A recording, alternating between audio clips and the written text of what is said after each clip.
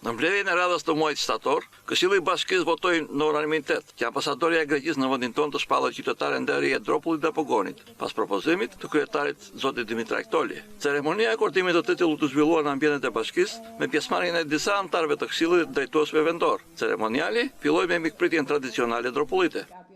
Ndjem për detyrë që t'i bënim këtë nder ambasadores së Greqisë në Shqipëri, sepse ajo zonjë është sjellë shumë mirë me bashkinë tonë, na ka ndihmuar në shumë probleme që duheshe t'i zgjidhnim, ka qenë gjithmonë pranë nesh, si në mënyrë drejt për drejt, po ashtu edhe nga larg.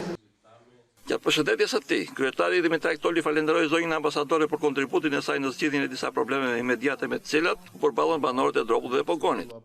Ndërsa zonja ambasadore përshëndeti emocionuar, pasi e ka ndjerë respektin dhe dashurinë e njerëzve të thjeshtë në Dropull dhe Pogon.